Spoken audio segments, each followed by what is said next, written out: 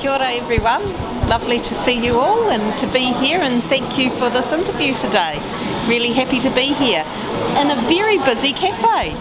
It's amazing the number of people are here. It's really good to see, because I know that our local businesses have struggled over the lockdown, and it's good to see that people are back out supporting them.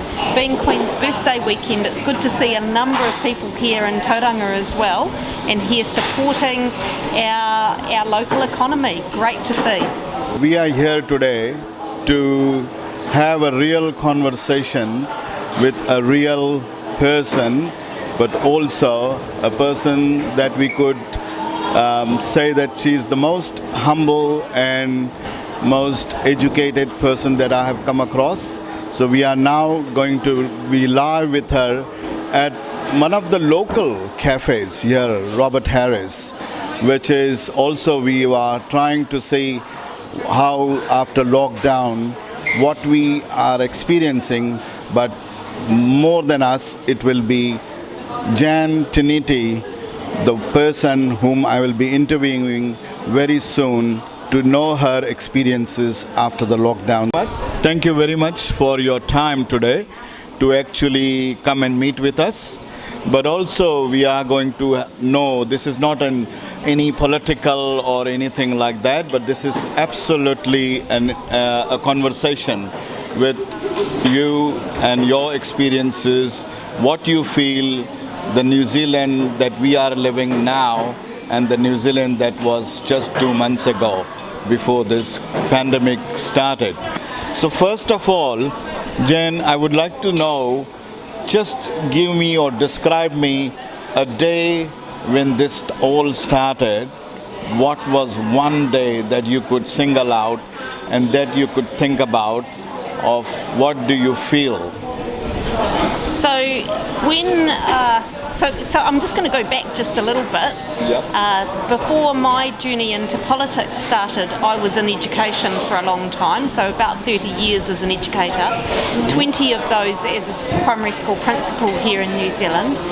And I know that I bring a lot of my education hat into what I'm thinking and what I do and what I see as well. And when we were looking in January and February of 2020, of this year, around what was happening, we could see that the COVID experience overseas was getting quite big and quite worrying, and then looking at how that was going to play out here in New Zealand. And I have to say that I really worried about what was going to happen in the education system at the time. I worried about what this would mean for education. If we went into shutting down our schools, for example, would we be able to open them again? Would we be able to get back with our kids at school? Would our young people have learning experiences if we shut the schools? What would happen? And it was a real concern. And I'd have to say that I was really impressed with what actually happened when we did actually lock down. Schools were worried, young people were worried, I was worried, we all were really worried about what might happen, but the school system seemed to cope with that really, really well. And I think right back at the beginning of our lockdown experience, my take on what happened from an education perspective is in those days leading up to that, is that the teachers, the parents, the students handled that really, really well and were able to transition very smoothly into that lockdown in a very, very short notice of time. Yes, I definitely appreciate that. Coming from education and what will happen to education was a big question, because we have got so many kids in our house and they are our future for the country. So it's quite obvious that you were quite concerned and quite not understanding where is this life is going to take us. But that's good. Can you also throw some light on, since you were having all the education background and what education would look like afterwards, but as a family, can you throw some light on your family and how do you cope during those times? So me during lockdown, I have husband at home, and we, surprisingly enough, have 2 children who were both living away, and the surprising part is that they both came home for lockdown. So they're in their 20s. One lives in Auckland, and he decided when he found out that it was going to come into lockdown that he would come home, because I think he liked the idea that mum might be cooking at home over that time, so he thought that that was a really good thing to come home to. And then my other son actually was living in London. Him and his partner were living in London, and they lost their job over there through COVID in the UK, and so they decided to come home and arrived 2 days before lockdown. They isolated and quarantined in our house. We have a big house, so they were able to live for the 2 weeks of quarantine in the bottom story of our house. Unfortunately, what that did mean is that I had an office at home, and that took my office out because I couldn't use it. So for 2 weeks at the beginning of lockdown, I was working on an ironing board with my computer and doing Zoom meetings and select committees and all sorts of things on an ironing board. And I was very happy after those 2 weeks that I could then go back to my office, and I felt great after that time. But what it did mean is that I had my 2 adult sons. I felt like that was a bit of a gift to have them at home again over that time. I didn't think that I would ever have my 2 sons living at home again, so what a gift I had to have them there. My husband got a job in the first week of lockdown. He was supporting schools in their distance delivery. So he got that. He was working full-time. I was working full-time, mostly helping support people who had employment issues or issues that had happened to them during the lockdown and in that transition through. So I was really happy with the way that I could actually help people over that time and help them transition through the lockdown and actually navigate that time well. I'd have to say, as I say, there were lots of good things for me, but it hasn't been an easy time for people. There's been a lot of unsure things, a lot of things that have happened to them that they've been unsure about, things that they didn't foresee would happen that have happened, maybe losing their job or having their hours cut or having their pay cut. Having said that, it's been a real privilege to be able to help people. So the lockdown for me was a privilege because I was able to help and support people through that time and make it easier for a lot of people. So the other thing is, you mentioned that you were working from home, you made your office as your home. What experience you think that was like working from home, kind of? Because everybody, most of them are thinking that that's the new norm. What do you think, whether it is going to be a new norm? I actually think that it's shown us over this time that there are new ways of working. So I think the lockdown has given us a new way of working. The technology was right at the time to make this real for us. The ability to be able to have meetings via Zoom or via Skype or however we connected with each other over that time made life a lot easier. Our select committees, for example, in our parliamentary select committees, we had Zoom meetings for our select committees. So we were coming from all over the country. Our clerk of the House had gone home to her parents' house in Waihi. So she was coming in from Waihi. We had our chair was in Auckland. I was here in Tauranga. We had people as far south as Lawrence in the South Island. Right. And we were coming from all over the country. People were coming to submit to us via different parts of the Zoom connections, and it worked really, really well, and I can see that working well in the future as well. I know now, and I've already done this, is that when I'm in Wellington, so last week, an example, I was in Wellington, and there was an important meeting here in Tauranga. Once upon a time I would have said I can't attend that meeting because I'm in Wellington. I attended that meeting no problem whatsoever, via Zoom. Wow. So it is a new way of working, and I think that's to be celebrated. I totally agree with you. That definitely is a good way of approach to the life, which we thought that we'll never have that kind of approach. We were too complacent, I guess, with the old norms. But good that something new has come out, isn't it? So would you consider this as more new norm, as lifestyle changes or lifestyle challenges? You see anything in this? Or this is going to be a good lifestyle change for you? Or what sort of lifestyle changes you have noticed that has made some positive impact on you as well? Again, I think nothing takes away from face-to-face meetings. I think face-to-face meetings are really good to help build relationships, and it's really important that people connect in reality. However, from going forward from here, I think this is a new norm that I sometimes will drive 3 hours to go to a 1 hour meeting. I can now do that 1 hour meeting from my home, and both parties can actually have a lot more time because they're coming in for that 1 hour meeting and they're very focused on what they're doing. So I think we need to work a lot smarter. I think that this has taught us how we can work smarter. There are people in the public service now who can actually do their work from home. There are people that are realising, actually, I don't have to always come to this one point. I can do a lot of work from home and become more focused with what I'm doing. That's got to be good for people, as long as we don't get rid of that physical connection completely. It's really important that we do keep that up. But it's good for the environment, all the cars off the road. Yeah. Cars, not people not getting stressed when they're stuck in traffic because they can actually work from home. I think it's teaching us that there are alternative ways. This might not be the only way, but it is teaching us to think up how there can be alternative ways. So you think that this could be a good positive outcome in terms of finding innovative ways of doing things?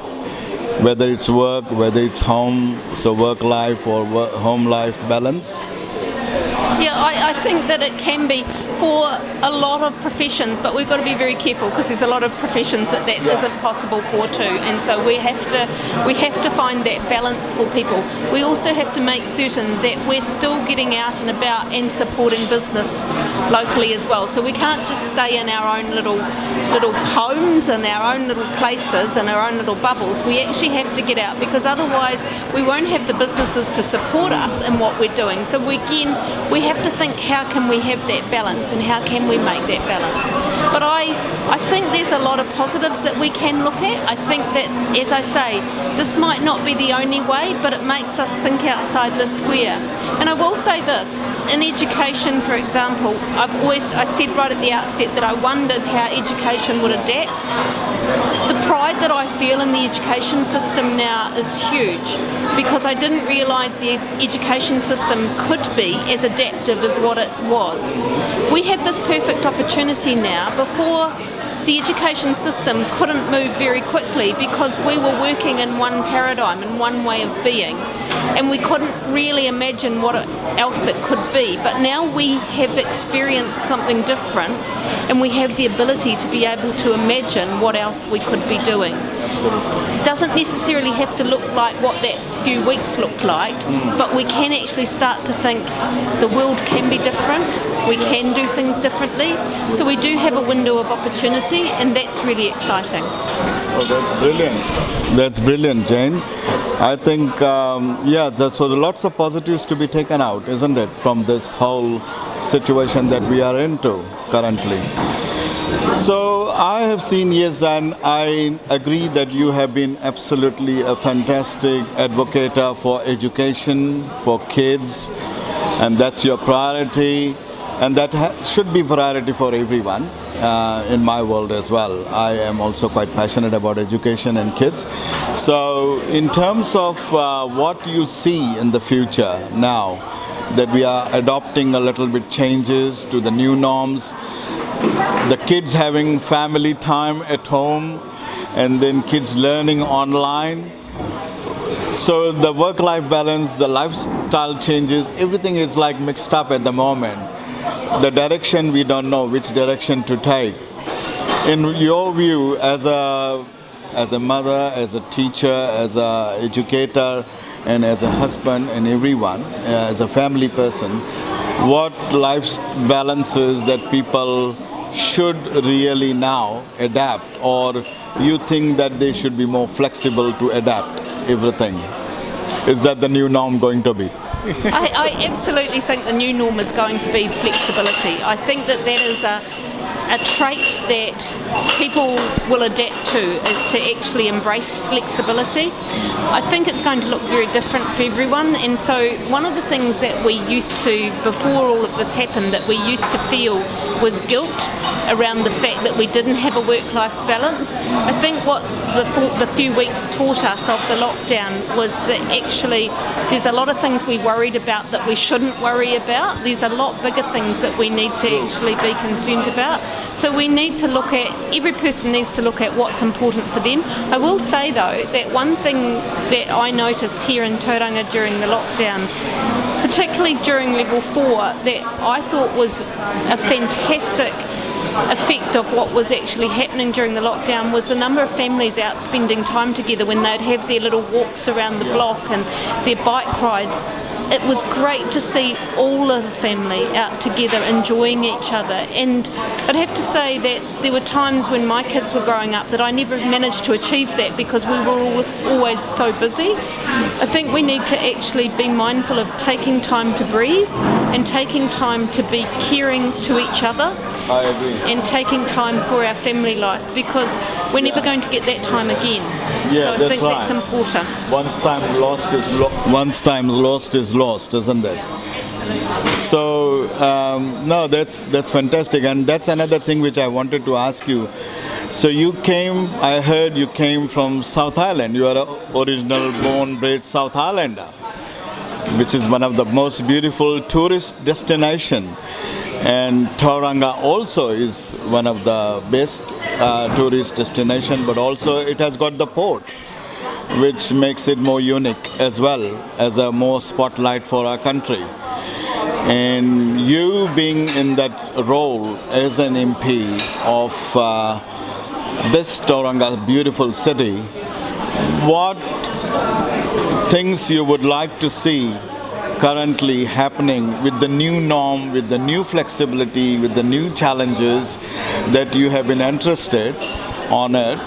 What do you think your first achievements would be to achieve in this city? When I say achievement, it's not a big achievement in monetary or anything. It's an achievement of success where we think that we have created a city with a new norm and also moving forward toward a new norm. So Tauranga, as you pointed out, has the port. It's a very popular destination because it is beautiful, and I just love the city, which is why I'm so passionate about this city. But what people don't see a lot of in Tauranga is that the economy has been fantastic, but it's been a little bit inequitable. So where my school was before I went into politics was a very low socioeconomic area of the city, and there was some real hardship in there. I think what we have the opportunity of going forward now is to look at that and to make a more equitable economy going forward. Tauranga will come through this really well because we've got the port, we've got some really standout businesses. My goal is to get in and support those businesses and to help be one of the navigators through what is going on at the moment for them, to encourage people to get out and support the local businesses such as this fantastic cafe, to get people really out and about, but at the same time be mindful of the fact that we've got this part of the city that we can't just let go, and that's the low socioeconomic area, the part where people have poverty. We need to start getting in and supporting programs that will support those people to come ahead in life and have the same opportunities as everyone else in the city. And when we see that, we'll know that we've got the perfect city. When we see that there's a more equitable economy, that we don't have the big differentiation between the wealth and the poverty, we know that we will have achieved that. And I think, again, COVID has been a terrible experience in some respects, but great opportunity for us to be able to grow our equitable economy. Thank you very much. That's a good insight, Jen, because I can see that two highlights what you want to see with this city, beautiful city, and they can be more beautiful and they can be only beautiful with two things. What I can see, take from your point, is equity for everyone, and also child poverty, which should be eradicated and not just like it should be eliminated. I would say, just like COVID-19, we have done a marvelous job. We should do that. So I really appreciate that, but also this is a good learning curve for everyone. These 2 points, if we make it our own and as a national crisis and put it out for everyone to be a part of that for the success, I think we can easily eliminate these 2 things. So yeah, equity has always been a problem all around the world, but New Zealand, we shouldn't be. And why we should be. So yeah, I would love that. Now, Jen, coming back to your another expertise, I would say that you have achieved quite a bit, isn't it? Like, you were a teacher, you started as a teacher, then you were a union activist, call it, advocating lots of things I've seen, and then also you were a principal. So your transition, your transformation has made you who you are, but also because of your passion for the kids, for the school, for the people, has led you to where you are today.